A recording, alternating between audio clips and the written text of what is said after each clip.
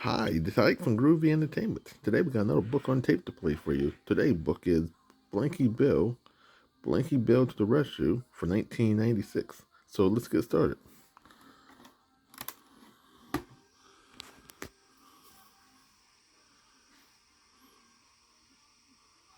Hello, this story is called Blinky to the Rescue. You can read along with me by following the words in your book. You will know when it's time to turn the page when you hear this little melody. Are you ready? Let's begin. It was a beautiful morning in the animal village. The sun was shining, the birds were singing, and the animals were humming as they did their spring cleaning. It was one of those days when everyone was happy.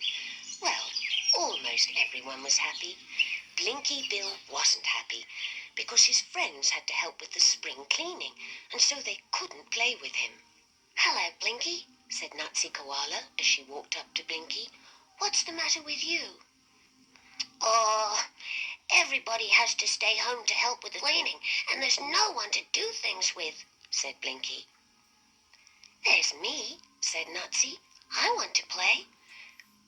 Blinky looked at her and asked, "Why aren't you at home working?" "Because my mother and I did the cleaning yesterday," replied Nutsy. "Anyway, I don't want to play. I'm going to do something very important," said Blinky.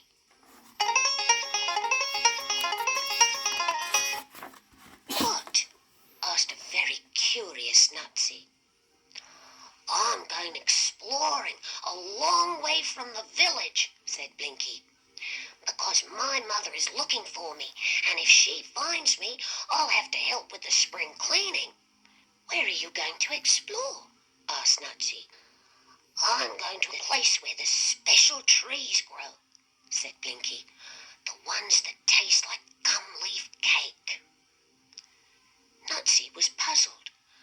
"I thought the special trees were only in Mr. Wombat's stories." "No, Splodge Kangaroo went there in his mother's pouch when he was very young, and he told me how to get there. See?" said Blinky, holding up a map. Blinky decided to let Nutsy go with him, and together they scurried off to get some food from her house. "Grab that big piece of pie," said Blinky, as he stuffed a large slice of cake into his swag. "Let's take these biscuits," said Nutsy. "Yes, and a bottle of that green drink," said Blinky. "Quick, let's get going before your mother asks what we're doing." Following the map, Blinky and Nutsy left the village by the little bridge that crossed the creek and headed towards the frog swamp. When they came to the swamp, Blinky sat down and said, "All the cake and things are getting squashed. Maybe we better eat them before they become even more gooey." "Yes," said Nutsy. "You can't tell which bit is cake or pie or anything." While they were sitting there looking at the gooey mess, some frogs hopped up and offered to help Blinky and Nutsy eat it. After every crumb was gone, the very sticky frogs hopped back to the swamp, calling out, "Thanks, that was a great mess." "Look, Blinky," said Nutsy, "the map says we have to follow the old bush path next." "That sounds easy," said Blinky as they marched off. "Have you ever been this far from the village before?" asked Nutsy. "Well, no," replied Blinky, trying to sound brave.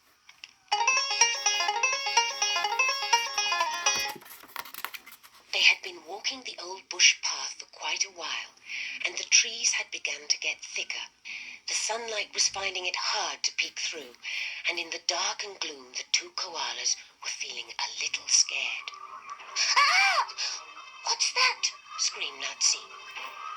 Blinky jumped and turned to look. "Ah!" screamed Blinky. "It's a big, horrible man." But it's not moving," stammered Nutsy. "No," agreed a shaky Blinky. "It's not." "Look at the map," said Nutsy. "It says follow the old bush path till you come to a big gnarly tree that looks like a scary man." "Oh, I knew that," said Blinky. Nutsy knew he didn't because his legs were still shaking. "Then we cross that creek over there. Then walk on till we find a little clearing in the bush, and that's where the special trees will be," read Nutsy from the map. As they passed the big gnarly tree, Blinky said, "I have a strange feeling that the tree is laughing at us." "Me too," said Nutsy, and they hurried on until they came to the little clearing.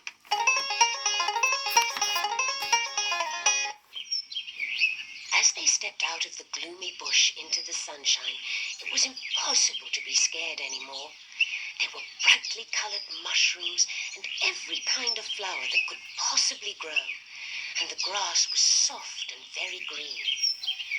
Butterflies fluttered around and bees hummed, and right in the middle were 3 very grand trees that seemed to shimmer in the sunlight. "See, I told you the special trees were real," said Blinky. "Yes," said Nutsy. "This is the prettiest place I have ever seen." "I didn't come here to look at the pretty things," said Blinky. "I came to taste special tree leaves." Excitedly they climbed up into the branches and began to pick the succulent leaves. "Oh, this one tastes very much like chocolate," squealed Nutsy as she munched a leaf. Blinky jumped across to the next tree. "I'm going to see what this one tastes like," and he took a big bite. "Wow, these leaves taste like marshmallows," he shouted. Soon only the sound of leaves being chomped could be heard, but the more their stomachs grew, the sleepier the koalas became. It wasn't long before both were fast asleep and dreaming. Blinky high up in the marshmallow tree and Nutsy in the chocolate tree.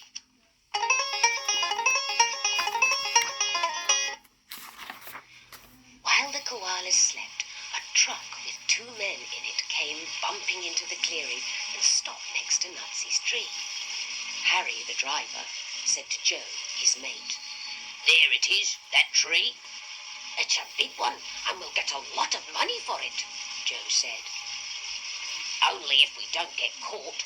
You know we aren't supposed to take trees from here," replied Harry. Blinky woke up to the sound of a chainsaw motor roaring. He rubbed his eyes as he saw Nutsy's tree come crashing down. Nutsy was badly shaken, but luckily she had fallen into a big pile of leaves and wasn't hurt. "Look!" shouted Harry. "A koala!" Harry ran to the truck and grabbed a big bag. "Come on, let's catch it," he said to Joe, and they both ran towards Nutsy. "Leave her alone!" yelled Blinky and pelted them with a handful of gum nuts. "Ouch!" said Joe. "Look, there's another one up in the tree." "Don't worry about that one. Let's make sure of this one first," yelled Harry.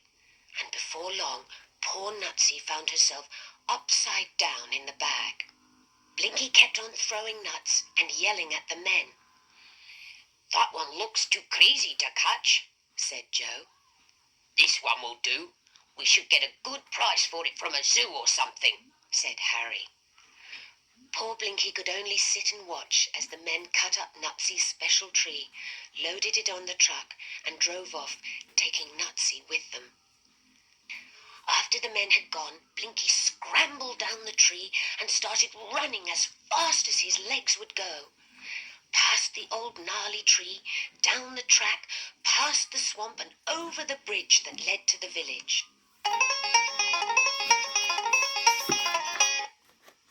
Blinky ran through the village shouting, "Quick, come to my place, Splodge! Special meeting, Flap! Emergency, Marcia!" And pretty soon all Blinky's friends were gathered around. Between puffs, Blinky told them what had happened. "Blinky," asked Splodge. Was the truck very old, noisy, and red? Yes, replied Blinky. Then I know where it lives, said Splodge. It belongs to the men who have a sawmill. You know the one. It's way down that hard black road. Let's go there and rescue Nutsy, said Blinky. We need a plan, said Jacko Kookaburra. But no matter how hard they tried, nobody could think of one. I could fly ahead and see if I can find where they have put Nutsy, offered Jacko. Yes, said Marcia Mouse. If we know exactly where Nutsy is, then we could make a plan. But what if they have put her in one of those house things and I can't see inside? Asked Jacko.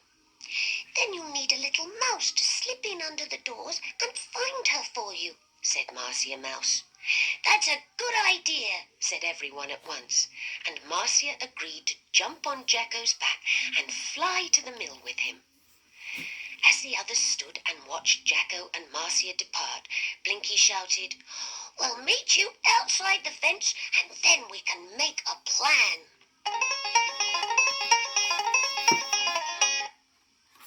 When Jacko and Marcia reached the mill, they flew around the big house where Harry and Joe lived.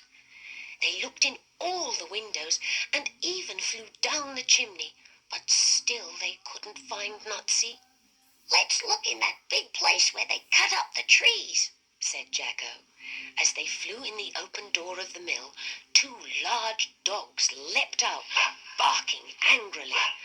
Luckily, they couldn't reach them as they were chained up. Phew, that was close, said Jacko as he flew around the room. Look over there, said Marcia, at that big bag hanging high up on the hook. Are you in there, Nutsy? She called. A scared and muffled voice called back, I can't get out. The top of the bag is tied. Jacko pecked at the rope and Marcia pulled, but they weren't strong enough to untie it. The dogs were still barking and snarling and straining at their chains. Blinky and the others had reached the fence and heard all the noise. Sounds like they have caught Jacko and Marcia too, said Blinky. There's no time for a plan now, said Flap, and started digging under the fence. Everybody joined in, and soon earth was flying everywhere. Harry and Joe were backing the truck up to the sawmill when they heard the barking. What's wrong with the dogs? Asked Harry and jumped out of the truck, closely followed by Joe, who was in such a hurry he forgot to switch off the engine.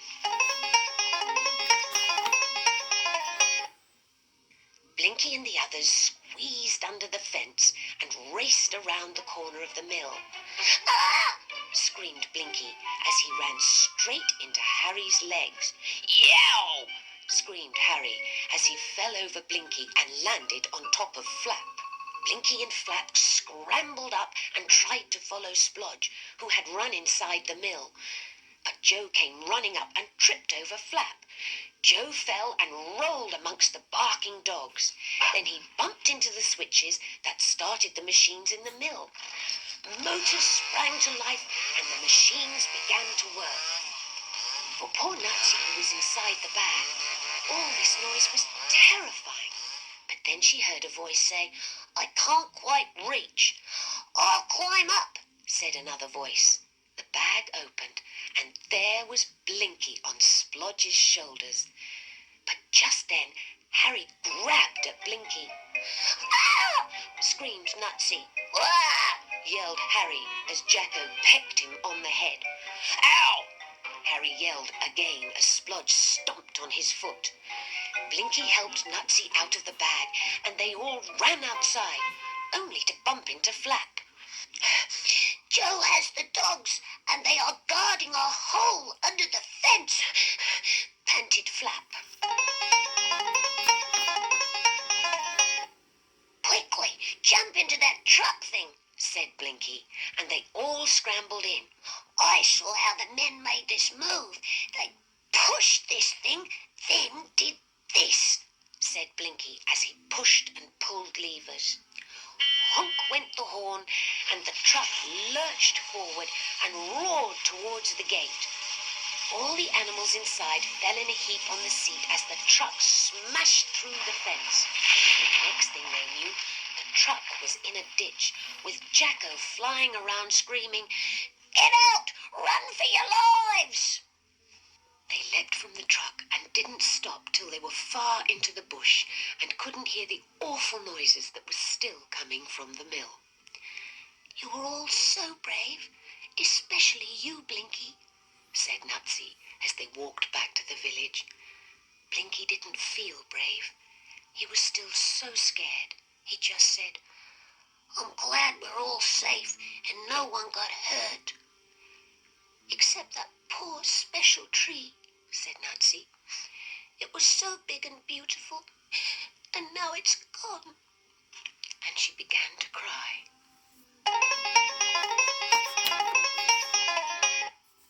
Blinky put his arm around Nutsy and said, "Don't cry. I have a surprise for you." "What is it?" sobbed Nutsy. "Well," said Blinky, "when we were sitting in that special tree, I picked a gum nut off it and stuck it in my pocket. Look, here it is." "Oh, thank you, Blinky," said Nutsy. "We can plant the gum nut and grow a new tree." "Yes," all the friends agreed. "And we'll all help water it and look after it, and it will become our own special tree."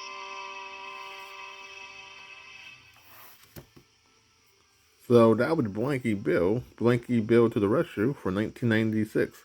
So if you like, subscribe, share, and comment, and have a groovy day. And our next book will be